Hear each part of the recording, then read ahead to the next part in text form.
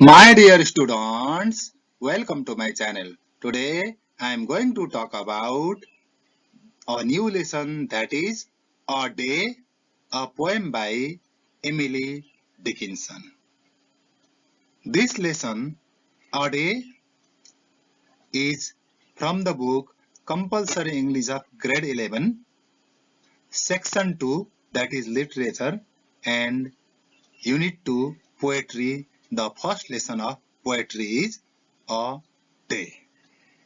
So, let's start the lesson with this topic, A Day.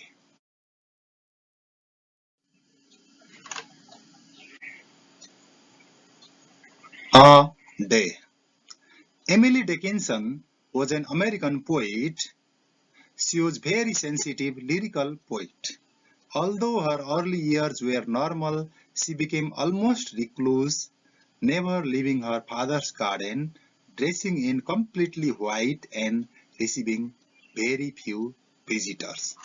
यो poem a day Emily Dickinson American पोएटले लेखेकी हुन्। तिनी एकदम सेन्सिटिभ खालकी लिरिकल पोएट हुन्, अर्थात् आफ्नो विचारधाराहरू प्रस्तुत गर्ने। अनि उनको अर्ली इयर नर्मल भए पनि जब अलि उमेर पाको भयो, अलमोस्ट 30 वर्षको पुग्दा तिनी के भइन् त भन्दा एकदम रिक्लुस, अर्थात् एक्कल काटे, कसैसँग नबोल्ने, मतलब एकहोरो मात्रै एकहोरो बसिरहने, कसैसँग बोल्न नखोज्ने र जहिलेसुकै सेतो कपडामा बस्ने, अर्थात् उनी एउटा सन्यासी जोगी जस्तो भएर विरक्त भएको कारणले, अब घरमा दुःख परेको कारणले एकदम एक्ली जस्तो भएर बसेकी थिइन्। Okay. She gained popularity through her posthumously published poem. तिनी अब धेरैजनासँग नबोल्ने भएको हुँदा तिनी कति बेला फेमस भइन् त जब तिनको मृत्यु भयो नि, मृत्यु साथ जब तिनको पोएमहरू पब्लिश भए नि, त्यसपछि बल्ल तिनी फेमस भइन्। Little known during her life, she has since been regarded as one of the most important figures in American poetry. सुरुमा त्यति राम्रोसँग उनको बारेमा थाहा थिएन, अलिकति मात्रै थाहा थियो। जब उनको पोएम पोस्टह्युमसली पब्लिस्ड भयो नि, पोस्टह्युमसली भन्नाले तिनी मरेपछि तिनको पोएम पब्लिश भएको, त्यो पब्लिश भएका पोएमले तिनलाई के गरायो त भन्दा famous गराइदियो।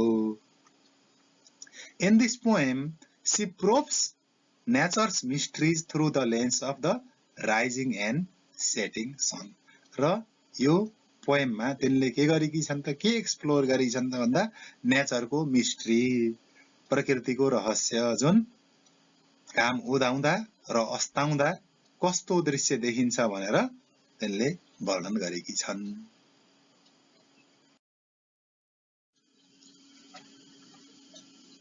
Like most writers, Emily Dickinson wrote about what she knew and about what intrigued her. अब तिनले जे आफ्नो दिमागमा आयो, जे कुरा बुझियो नि, त्यही कुरा लेख्छिन् र जे कुराले तिनलाई मनमा लागिरह्यो, इन्ट्रेस्ट भइरह्यो, त्यो कुराको बारेमा तिनले लेख्ने गर्छिन्। A keen observer, she used images from nature, religion, law, music, commerce, medicine, fashion, and domestic activities to probe universal theme. The wonders of nature, the identity of the self, death and immortality, and love. Okay? तिनले एकदम किन observer थिइन्, जे कुराको पनि एकदम ध्यान दिएर हेरिरहन्थिन् र तिनले इमेज कस्तो युज गरिछन् त भन्दा नेचरको, रिलिजनको, ल, म्युजिक, कमर्सको इमेजहरू युज गरिछन् र तिनले कस्तो थिममा पोएम लेख्छिन् त भन्दा वन्डर्स अफ नेचर, नेचरका अनौठा चिजहरू, the identity of the self, आफ्नो आइडेन्टिटी दर्शाउने खालका, डेथ एन्ड इमोर्टालिटी, मृत्यु र जीवनका कुराहरू र लभका कुराहरू तिनले थिम बनाएर लेख्छिन्।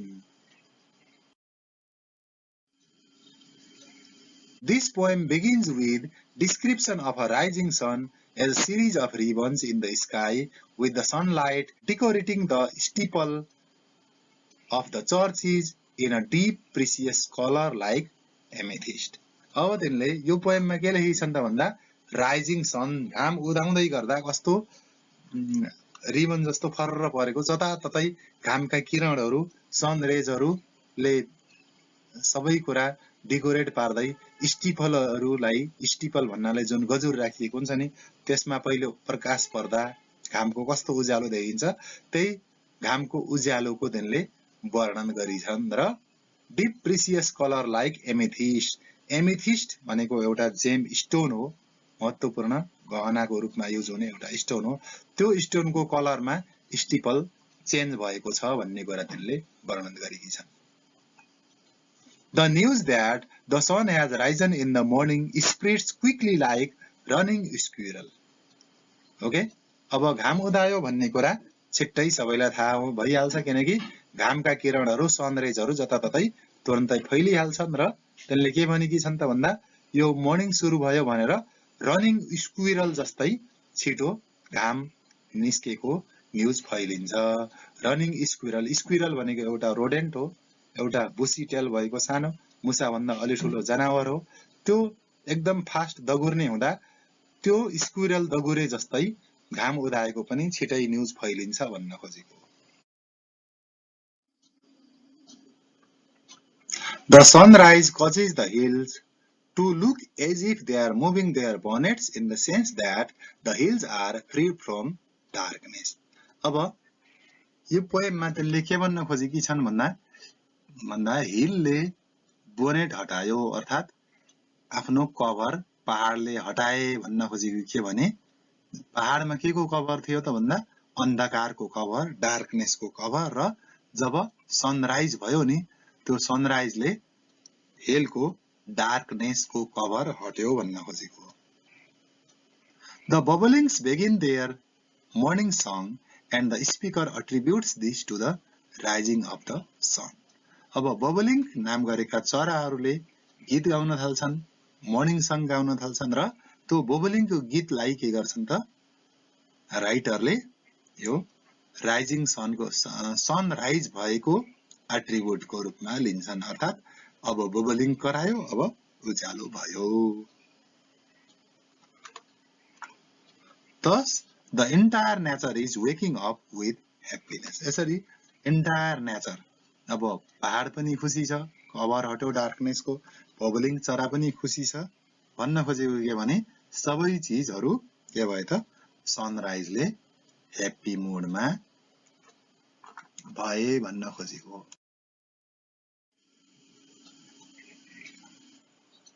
But contrasting with the joyous picture of the sunrise have something more subdued when we come to poet's description of the sunset. Okay? But contrasting with the joyous picture भन्नाले एकदम आनन्द लाग्दो हर्षोल्लास रमणीय वातावरणको कुरा गरेको जब घाम उदाउँछ जताततै रमाइलो हुन्छ, अनि त्यसको विपरीत घाम जब अस्ताउँछ नि घाम डुब्ने बेलामा सबै अन्धकार हुन्छ, नराम्रो हुन्छ। त्यही भएर यो जोयस पिक्चरको कन्ट्रास्ट गरेको भनिएको। सबै कुरालाई सनसेटले अलि सबड्यु गरेर कन्ट्रोल गरेर के गर्छ त भन्दा जोयस पिक्चरलाई अलि कन्ट्रोल गरेर नराम्रो स्याड मुडतिर लैजान्छ भन्न खोजेको। From the soft violet color of the amethyst sunrise we move to a darker purple style. Okay?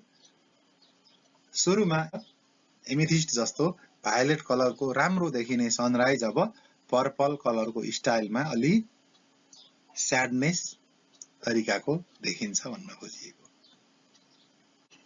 At the sunset, the poetess saw a purple style where little yellow boy and girls were climbing. The children seemed yellow due to the sunlight during sunset. सनसेटले गर्दा पहेँला बच्चाहरू देखिन्छन् भन्न खोजेको। र purple style तिनीहरूले चढेर यो तिनीहरूले भर्याङ चढेर अर्को छेउतिर पुगेका छन् भन्न खोजेकी छन्, अर्थात् तिनले सनसेटलाई अब अर्कै रूपमा लिएकी छन्।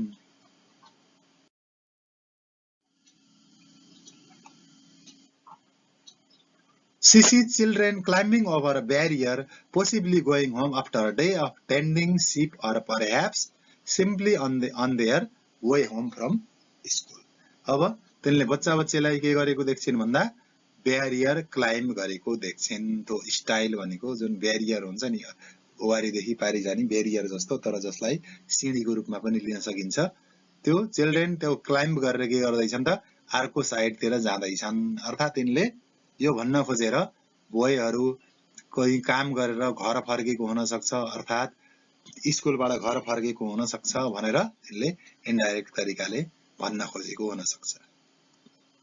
After climbing the stile, the children finally reach the other side, which shines the lowest point of the sun before it disappears to rise again in the other world. After climbing the stile, style भनेको जुन भराङ जस्तो राखिएको हुन्छ नि फेन्सलाई वारिपारी गर्ने, त्यसमा चिल्ड्रेनहरू गएपछि के हुन्छ त भन्दा त्यो ठाउँमा गएपछि घामलाई के देख्छन् त तिनले लोवेस्ट पोइन्टमा, किनभने घाम डुब्न थालेको बेलामा त माथि त देखिँदैन, एकदम तल नै देखिन्छ। Lowest point of the sun before it disappears, disappear हुने बेलामा त एकदम तल देखिन्छ र त्यो घाम अब त्यहाँबाट अस्ताउँछ भन्न खोजिएको छ। यसरी घाम उदाउने भनेको ह्याप्पिनेसको कुरा भयो र घाम अस्ताउने भनेको स्याडनेसको कुरा भयो। यसरी स्याडनेस र ह्याप्पिनेस हाम्रो लाइफमा हुन्छ भनेर पोएटेसले भन्न खोजेकी हुन्। अझै क्लियरली भन्ने हो भने सनराइजलाई तिनले बर्थसँग तुलना गर्न खोजेकी छन् र सनसेटलाई तिनले डेथसँग तुलना गर्न खोजेकी छन्।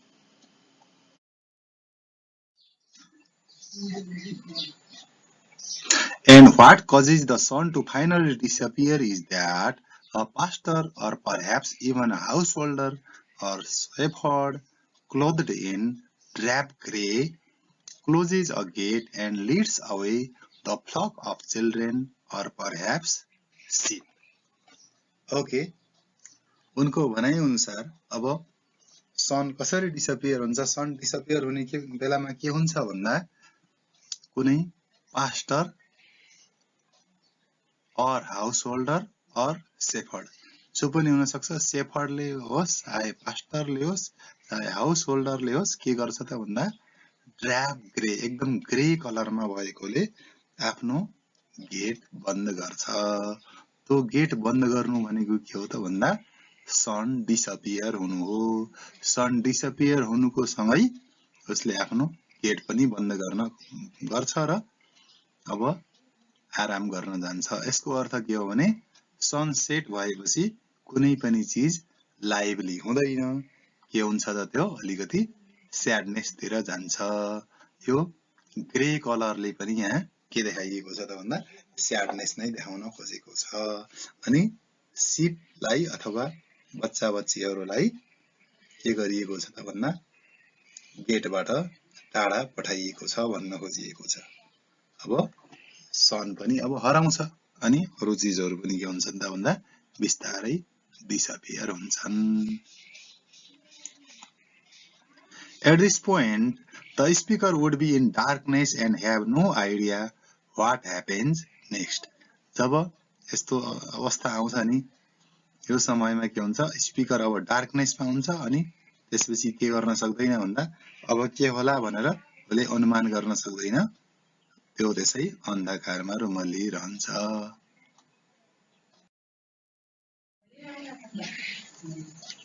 ओके, वर्ड मिनिङ स्टिपल भनेको एउटा टावर हो, चर्च अथवा मन्दिरमा हुन सक्ने जुन गजुर भनिन्छ नेपालीमा, टल टावरलाई के भन्ने स्टिपल।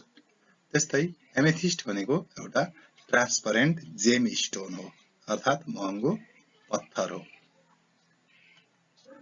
स्क्विरल, स्क्विरल भनेको त फास्ट रनिङ रोडेन्ट भइहाल्यो, एउटा मुसा भन्दा यति ठुलो एउटा जनावर हो जो एकदम यताउता खुरखुर दगुरिरहन्छ, जसलाई नेपालीमा लोखर्के भनिन्छ।